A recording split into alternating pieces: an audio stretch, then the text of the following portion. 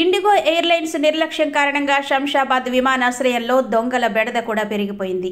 ఆదివారం ఏకంగా 126 దేశీయ విమానాలు రద్దు కావడంతో గంటల కొద్దీ ప్రయాణం ఆలస్యమైనా రీషెడ్యూల్ విమానాల కోసం వేచి చూసిన ప్రయాణికులకు మరో షాక్ తగిలింది. ఈ అయోమయ పరిస్థితులను ఆసరాగా చేసుకుని ప్రయాణికుల ట్రాలీ బ్యాగ్లు, సూట్ కేసులను దొంగలు మాయం చేస్తున్నారు.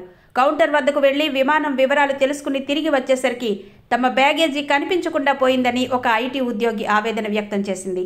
విమానాశ్రయంలోని బ్యాగేజీ హ్యాండ్లింగ్ ప్రాంతంలో లేక ప్రయాణికులు విడిచిపెట్టి వెళ్లిన ప్రాంతాల్లో సూట్ కేసులు ఒక్కొక్కటిగా మాయమవుతున్నాయి. వందలాది మంది ప్రయాణికులు రాత్రింబవళ్లు విమానాశ్రయం ప్రాంగణంలోనే చిక్కుకుపోవడం, కౌంటర్ల వద్దకు, సహాయ కేంద్రాల వద్దకు పదే పదే పరుగులు తీయడం జరుగుతోంది. ఇది దొంగలకు అనుకూలంగా మారుతోంది. అత్యంత కట్టుదిట్టమైన భద్రతా ఏర్పాట్లుండే విమానాశ్రయంలో ఇలా వరుస దొంగతనాలు ప్రయాణికుల్ని బెంబేలెత్తిస్తున్నాయి. మరోవైపు ఇండిగో సర్వీసులు మునుపటి స్థాయికి చేరుకోవాలంటే కనీసం 10-12 రోజుల సమయం పట్టేలా ఉంది.